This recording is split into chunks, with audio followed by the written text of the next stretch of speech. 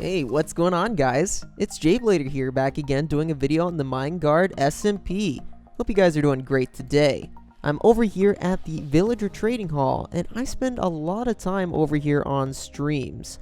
And if you guys watch my streams, you'll see that I've been building up stuff. Like last time, we were just collecting emeralds, collecting resources in order to stock up all of the stuff over there at the shop in the shopping district, and I get a ton of levels. If you look at my XP bar, yeah, that's 100 levels, and I don't die that often, so we're probably going to get even more than that. Knock on wood here, that we don't die anytime soon.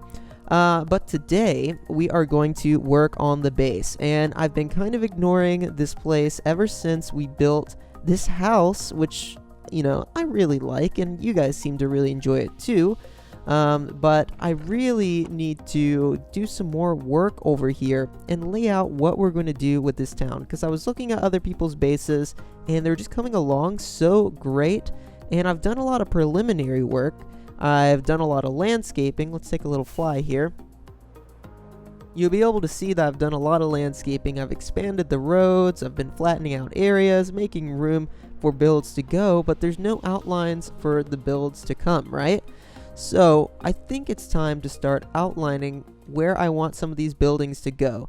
I'm going to be doing that using stone brick, because almost all of the buildings that I'm going to be building are going to have a base built out of stone brick similar to this, and for now they're all going to follow a very similar palette where the bottom is going to be stone brick, kind of like this house here, and then the upper part is going to be one or two different materials mixed. For example, this one is brick and sandstone. We might do a granite and brick, we might do sandstone and sandstone, we might do a wood block and brick or something like that. Anyway, there's a lot of varieties of stuff we can do, and I'm pulling inspiration when I go on walks during the day.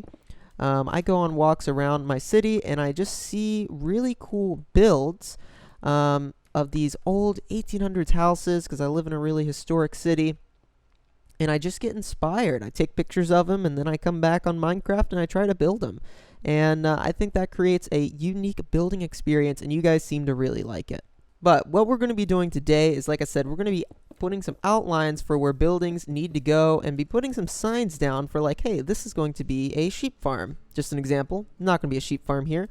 I'm going to basically saying, okay, we need a sheep farm here. Sheep farms take up, 100 blocks by 100 blocks, so let's put a building here that's going to hold a sheep farm. So we start outlining so we can see what we're working with, and then we can start collecting material for it, which is very exciting. So let's make a little list of stuff that we really want to build here at the base.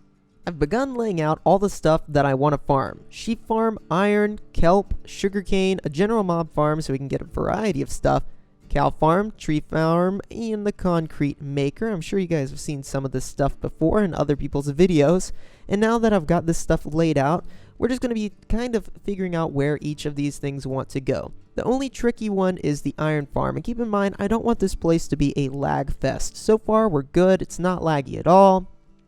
We do have about 70 entities in this direction because of all the villagers. So anything else I build, like a sheep farm or an iron farm, I want it to be where these guys aren't necessarily loaded.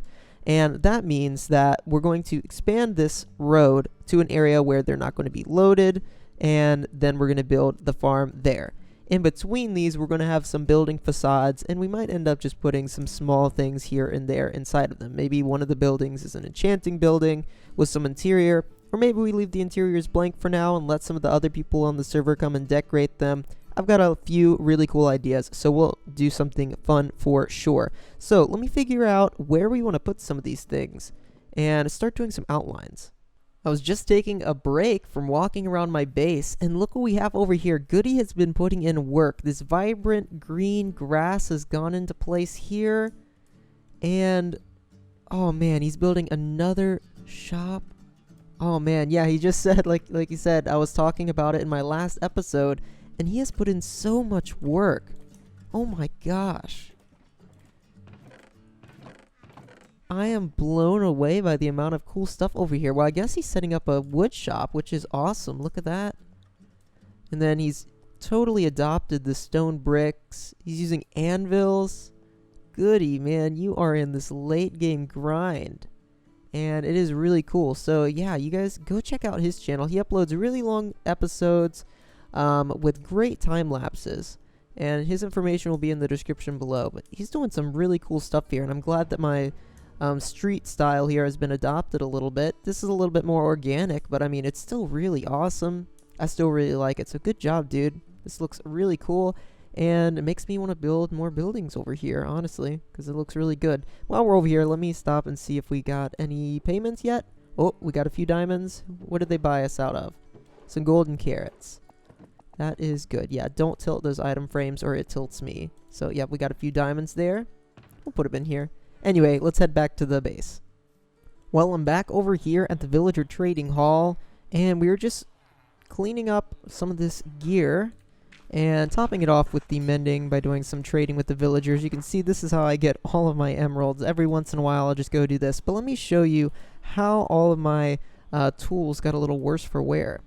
This area has been expanded a whole lot, and we've got a little bit more to do. Road going in down here and expanding and making room for some buildings to go here, and I've also been putting some outlines down for buildings to come. So there will definitely be a building here. I'm thinking about making this one a cactus farm building, so that should be cool. And then this building here, of course, is just going to be the slime farm building, so it's going to have an open roof so that this area can get access to skylight, which helps spawn slime. We got some slime coming in now.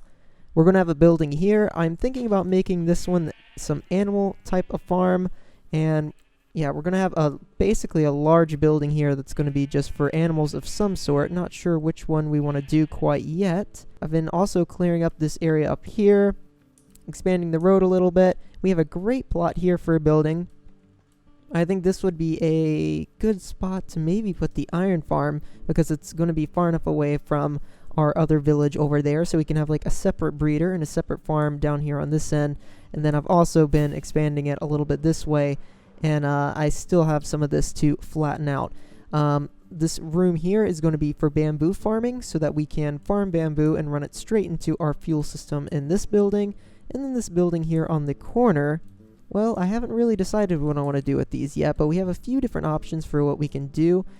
Something like a creeper farm or general mob farm would be good, but those things can be a little laggy, so that's something I'm keeping in mind. If I do something like that, I need to have it so it is 100% capable of being turned on and off, so that I can keep it off most of the time, because right now this place isn't laggy, but once we get this auto sorter going, I don't want this place to get any laggier. So we got plenty of stuff here to build. Let me flatten out some more area and do a little bit more outlining of some buildings. In between this clip and the last clip, a lot of time has gone by, but sadly, I haven't been able to get on the server, but I just wanted to share a quick little screen grab here of what we have done, and look at all this area that's flattened out. So now, to do something a little different for the rest of this episode, we're going to be building a cactus farm, and I think I'm going to be putting it in this building right here. Alright, so I'm taking a break from working over there on the cactus farm to come over here and show off that the grass is spreading. Goody has been hard at work over here. The guild is also open, and I'm curious what exactly this guild entails. So let's go in here and check this out. Alright, so this is really similar. Some of these are actually some good prices. This is really similar to what most guilds are, where you buy a membership and then you get access to some certain job opportunities. Like, we can get, if we kill some of these players and we get their player heads, then we get some diamonds. But the thing is, most of these guys, they don't want a PvP. So if we're able to maybe convince them to partake in our challenge or something, maybe we'll be able to make some more diamonds here. So there's some opportunities here to maybe scheme a little bit, but that's pretty cool. And then of course Goody's stuff over here is looking great, and I came over here to, well, not to really check on this. I have sold some more stuff, so that's pretty good.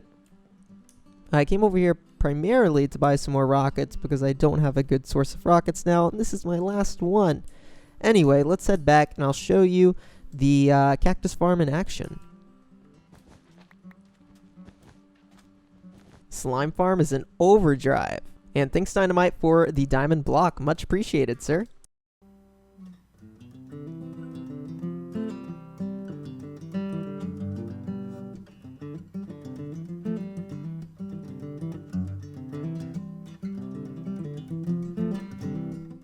putting in the last of the cactus, and I know what some of you guys are saying. jblader, why don't you just zero tick this thing? I mean, you can zero tick in 1.15. It is a redstone technique so that you can farm cactus very, very, very, very quickly. Yeah, I know of the zero tick mechanic, and it breaks in 1.16. So I want to make an old school type of farm that I know isn't going to break anytime soon. And yes, I could build a zero tick farm and farm up, 3 or 4 double chests of cactus, the most I would ever need. In a matter of maybe 20 to 30 minutes, and then tear down the machine and never need cactus again. But I still like building old school farms like these. It makes me remember the times of 1.6, 7, and 8 when we were playing on like economy servers, or you were working on big projects and you needed a lot of cactus. So you'd build this farm and then you would build the same thing over and over again, and you would stack it really high in order to get a ton and ton of cactus dye.